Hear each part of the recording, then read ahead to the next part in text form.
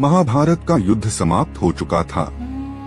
धर्मराज युधिष्ठिर ने जब हस्तिनापुर का राज्य छोड़कर वन गमन किया, तब उनके पौत्र राजा परीक्षित को सिंहासन सौंपा गया। पर उसी समय एक और युग ने पृथ्वी पर कदम रखा था, कलियुग। यह वह युग था जिसमें अधर्म, क्रोध, लोभ, अहंकार, छल और पाप को धीरे धीरे मान्यता मिलने लगी। जहाँ पहले सत्य ही परम था, अब असत्य भी मुखर होने लगा। पहले जहाँ धर्म की रक्षा होती थी, अब धर्म खुद असुरक्षित होने लगा। कहते हैं कि धर्म अब केवल 4 पैरों में से एक पर ही खड़ा रह गया था। एक दिन राजा परीक्षित ने देखा कि एक निर्दयी व्यक्ति, जो कलियुग का प्रतीक था, एक गाय, पृथ्वी और बैल धर्म को निर्दयता से पीट रहा है। राजा ने तुरंत उसे रोका और उसके पापों के लिए दंड देना चाहा। परंतु कलियुग ने राजा से प्रार्थना की, हे राजन, यह युग मेरा है, मुझे भी किसी कोने में रहने का अधिकार दीजिए। मैं वहीं रहूंगा जहां अधर्म को स्थान मिलेगा। राजा परीक्षित ने उसे 4 स्थान दिए, जुआ, शराब, स्त्रियों के प्रति व्यभिचार और हिंसा। परंतु कलियुग ने आग्रह किया, मुझे 5वां स्थान भी चाहिए। राजा ने कहा, तुम सोने में भी वास कर सकते हो, क्योंकि वहां से भी लोभ और पाप का जन्म होता है। कुछ समय बाद एक दिन राजा परीक्षित शिकार पर निकले। जंगल में भूख और प्यास से व्याकुल होकर वे एक तपस्वी ऋषि शमीक के आश्रम में पहुँचे। ऋषि ध्यानमग्न थे और राजा की बातों का उत्तर नहीं दे सके। उस समय राजा ने अपने सिर पर जो मुकुट पहन रखा था, वह सोने का बना था, चमकता हुआ, गौरवशाली। उसी मुकुट में कलियुग छिपकर बैठा था। राजा स्वयं ही उसे सोने में वास करने की अनुमति दे चुके थे और अब वह उनके हृदय की ओर बढ़ रहा था। कलियुग ने धीरे से फुसफुसाया, हे राजन, क्या यह अपमान नहीं है? तुम एक सम्राट हो और एक तपस्वी तुम्हारी उपेक्षा कर रहा है। क्या यह उचित है कि तुम भूख से व्याकुल हो और वह मौन साधे बैठा रहे?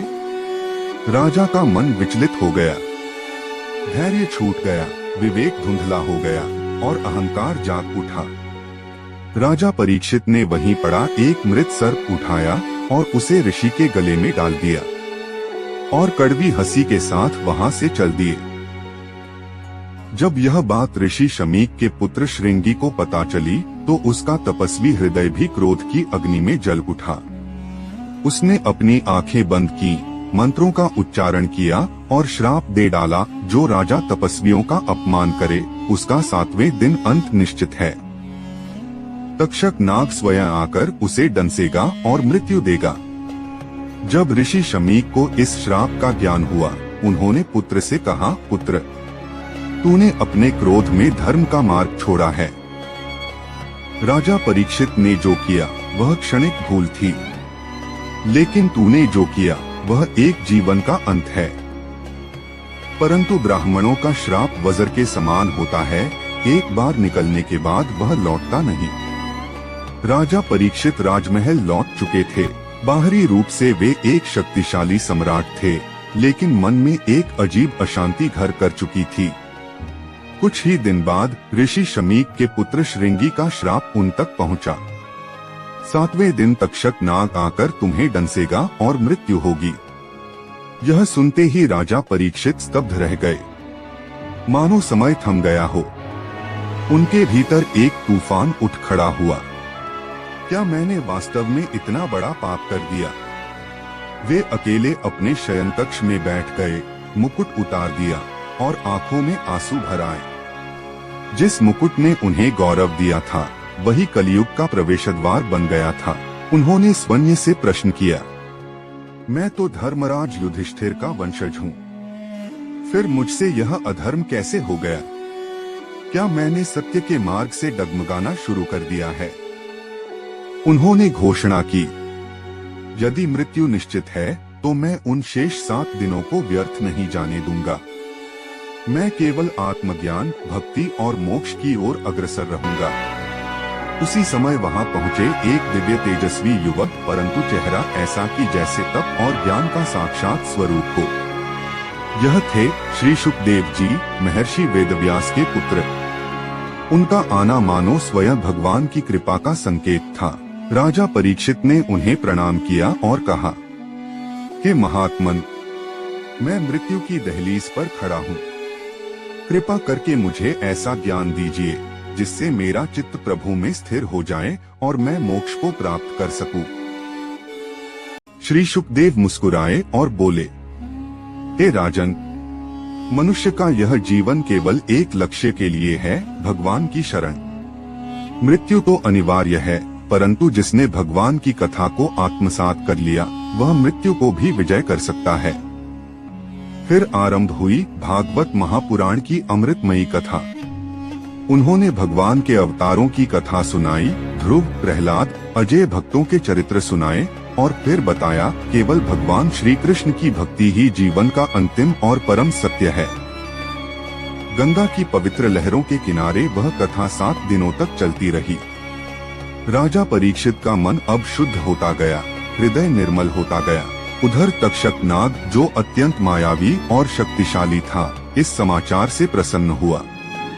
उसने कहा, अब मुझे स्वयं कुछ नहीं करना पड़ेगा, श्राप ही मेरी ओर से कार्य करेगा। परंतु जब उसने देखा कि राजा परीक्षित ने चारों ओर से सुरक्षा घेरा बना लिया है, तब तक्षक ने चाल चली। वह एक ब्राह्मण का वेश धरकर राजधानी पहुंचा और कुछ तांत्रिकों की सहायता से राजमहल के भीतर प्रवेश कर गया।